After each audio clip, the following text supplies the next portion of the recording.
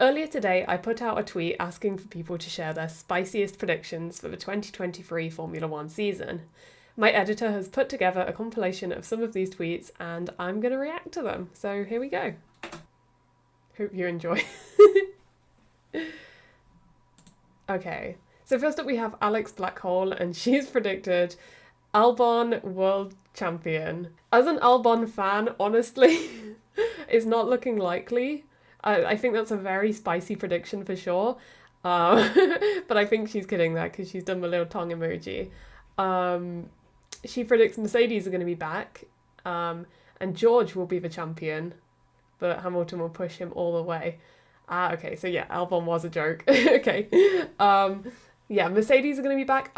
I would completely agree. I think they just had an off year. I think the porpoising just threw them last year. They're a big team. They've got a lot of budget, a lot of sponsors. They've definitely got the capabilities to do well in 2023. George World Champion is a bit of a spicy one for sure, because obviously Lewis Hamilton is such a great driver. But George did outscore Lewis last year, so it's possible. And I agree. If George is going to be champion, Lewis is going to absolutely push him all the way. It's not going to be easy for George. And I also think, in addition to that, Max and Charles would also be there to, and of course Checo and Carlos, but Max and Charles especially are really going to push him for it. But yeah, George has definitely got the capabilities of doing well. We've seen him fighting at the front fairly confidently now, so we know he's got it in him. So yeah, I definitely think that's a possibility. So while it is quite spicy, it's not as spicy as Albon world champion. So yeah, thank you, Alex. So Formula Bart says Lewis Hamilton will retire at the end of the season. Ooh, okay. Now this is a tricky one, because if you'd asked me about 2, 3, or even 1 year ago, maybe just 2, 3 years ago, I would have agreed with this. I would have predicted that he would retire at the end of this season. However, I'm beginning to think he's not going to do that now because of how last year went for Mercedes. I don't think he's going to want to end on that. Maybe if he wins the championship, he'll retire then. But I honestly think he's still got that passion and that drive and that enthusiasm, and he is still, in my opinion, at his prime right now. Even though a lot of people may think otherwise. Maybe I'll do a deep dive on that at some point to further elaborate why I believe that he is still at the absolute top of his game. So I think while he's still got the energy and the passion for it, which I believe he has, he's not going to go anywhere. But we'll see. I definitely think it would be a very sad day for Formula One if he does retire. Yeah, so thank you for that one, Bart. Aston to finish higher than McLaren and Alpine. Ooh, okay. It's not as unlikely as you might think. I think it was it 2020? We basically almost had that happen with Racing Point. Racing Point, I think, were just pipped by McLaren in the final race. So it's possible. They just need to really do something with their car. They have got Alonso and Stroll as a new driver lineup, but then McLaren and Alpine also have a new driver lineup. It's definitely possible. But I think McLaren and Alpine will be higher than Aston in the end, purely because Aston Martin did not have a great last 2 seasons. I think they're going to still be... I think they'll be on the rise. I think they'll definitely do better than they did last year, but I don't think they can quite beat McLaren and Alpine, because Alpine had a really strong season last year. Not this year, but maybe the year after. I think for sure there is a chance Aston could be best of the rest. I think they've got a strong team. They're also going to have a new headquarters built, hopefully by then, which I think will also help with their development. They're a really great team and they have a lot of potential. So definitely possible in the future. I just don't think possible this year. Alright, Caitlin Penny says, Ferrari will fail to win a race. They will have the 3rd best car behind Red Bull and Mercedes, but they will make mistakes when in a position to win. The 4th fastest team will snatch a win or 2 from Ferrari's grasp. Honestly, I would agree. I think Ferrari do have a bit of a track record of kind of bottling it, if that makes sense. They have made some pretty obvious mistakes, especially in the last year. However, they have had some changes at Ferrari. New team principal Frederick Vasseur, he could very well change things around, figure out where things were going wrong in the past, and make Ferrari the smooth operation we know it to be. I don't think they'll fail to win a race entirely. But I think they will definitely pass up a lot of points based on mistakes that didn't need to be made, if that makes sense. I definitely agree they'll make mistakes in a position to win, but I think they will at least get several wins. As for the fourth fastest team winning, I would disagree on that one. That would probably be Alpine and McLaren as contenders for the fourth fastest, and I don't see either of them winning. Now that we have 3 teams back at the top again, Mercedes, Red Bull and Ferrari, I don't think there's much room for other teams to get a look in on the podium, let alone on as a win. But you know, never say never. We've seen shock winners in the past. We've had Gasly, we've had Ocon, we've even had Perez in Racing Point. So it's definitely possible. So I agree somewhat with this. I disagree about Ferrari failing to win a race and the 4th fastest team winning, but I think in terms of mistakes, I think they will definitely make some, especially when it matters. Next up, we have I Might Be Chad, who says, a driver will be replaced mid-season and it won't be Perez. Ooh, okay. I'm just trying to think, because obviously if you think a driver being replaced mid-season, I guess your mind does go to Perez. Not that Perez has done anything wrong, but because so many people have been pushing the idea that Daniel Ricciardo could step back into Red Bull, which I don't think is realistic. So who could get replaced mid-season? Honestly, Tsunoda. I hate to say it because he's had 2 years at AlphaTauri already. And if he's not performing against De Vries the way they want him, there's every chance they'd put Ricciardo in at AlphaTauri to try and help De Vries get to grips with the car. So that would actually... I do agree with this spicy prediction. I don't think it's likely, but I would agree that if a driver is going to be replaced, it won't be Perez, because I think Perez is actually performing at the level Red Bull want him at the moment. I don't see that changing this year. I think, he's obviously going to be hungry to try and challenge Max, but at the same time, I don't think he's going to be performing at a level where he's going to get replaced from a top team mid-season, because not only is that a big risk in terms of the new driver has to get used to the car, but it's also not great for the team's PR. There's going to be a lot of very upset fans. It's going to look bad on the team if you're firing drivers midway through the season. So I definitely don't think Red Bull would be swapping any drivers mid-season, not anymore anyway. Because I know they have done that twice in the past. But yeah, I think if anyone's getting switched out, it would be Tsunoda at AlphaTauri. And I can't really think of anyone else who would be switched out. Only reason another driver would be switched out mid-season this year, in my opinion, would be due to injury. Hopefully that would not be the case, because it would have to be something pretty severe for a driver to be fully replaced mid-season. So just fingers crossed that doesn't happen, really, because we definitely don't want to see that. All right, thank you, Chad. So Danny says, a driver will be sidelined for the second half of the season due to injuries sustained in a crash just before the summer break. Another driver will receive a multiple race ban for causing the crash, and the drivers involved won't be Verstappen and Hamilton. Ooh, okay. Well, that is a really oddly specific prediction, and I'm kind of concerned now.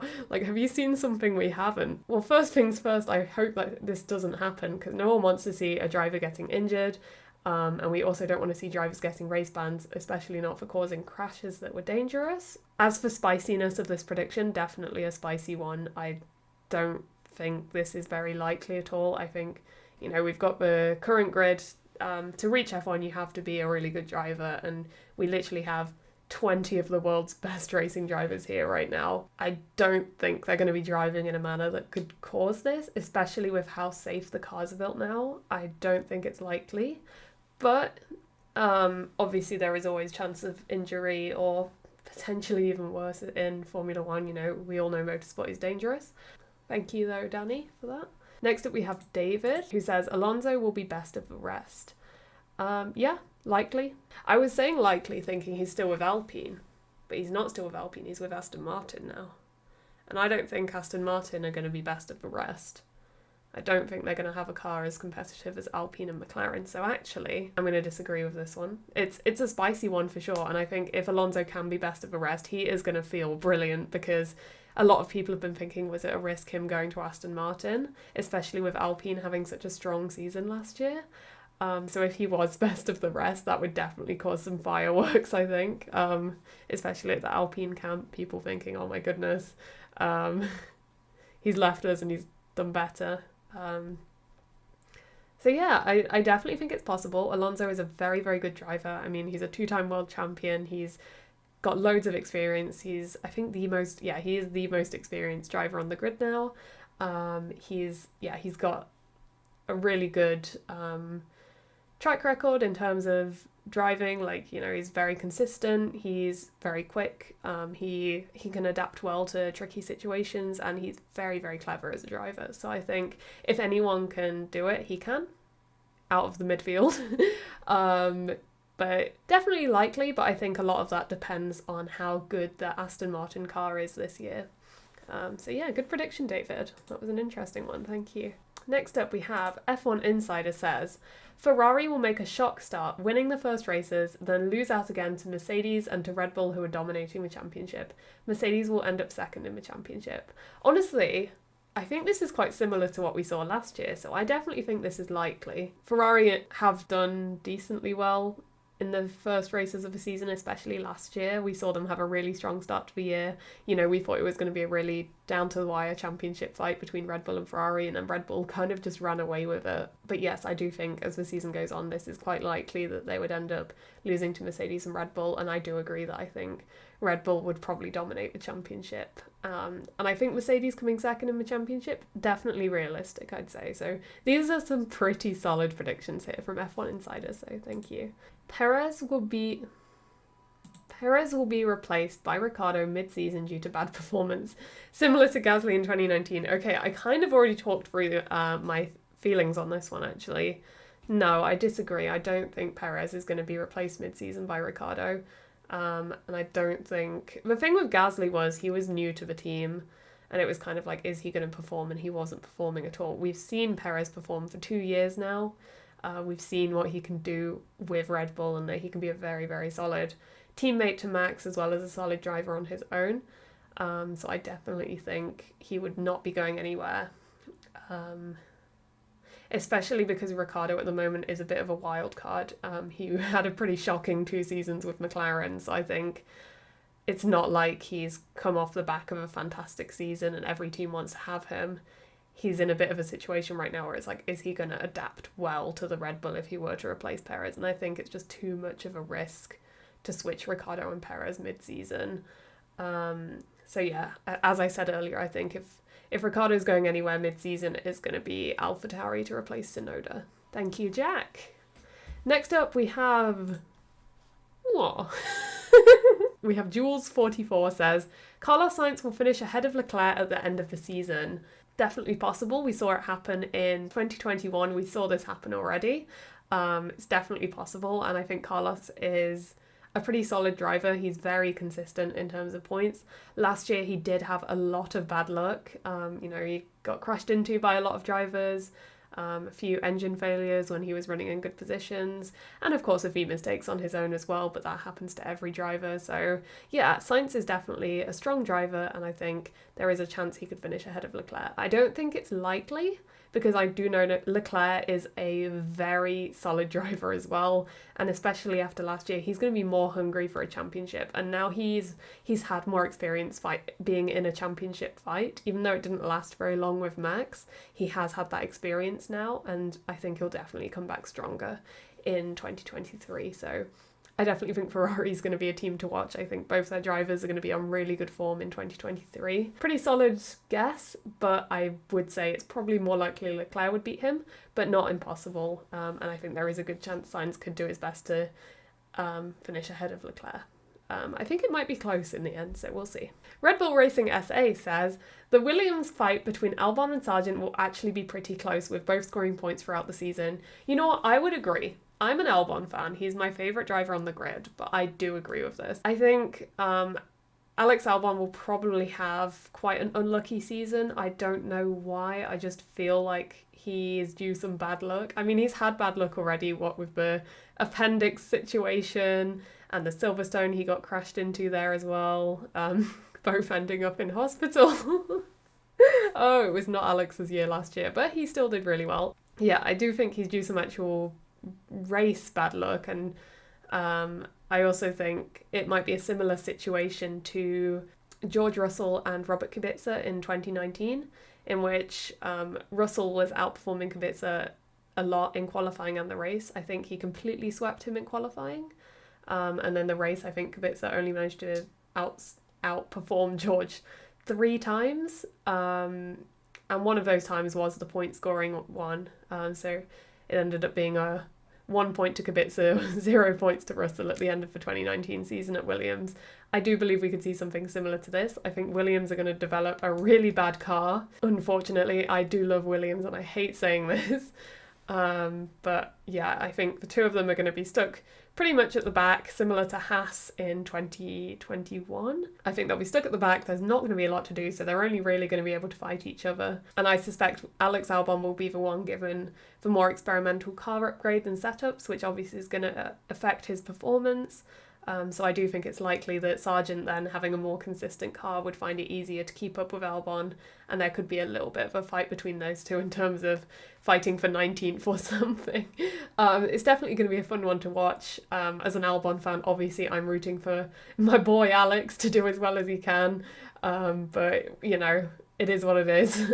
Sargent is a rookie at the end of the day, and Alex is there to try and help him develop as a driver, and I definitely think Alex will do his best to help accommodate that.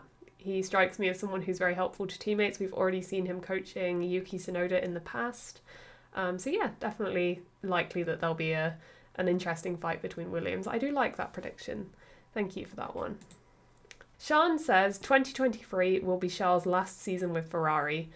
I don't think it's possible, sadly. I think because Charles has had such a long contract extension, he's stuck with Ferrari for a few years more at least. I don't think he gets an exit clause this early on. I think, is it 2026 or 2027 he's signed until?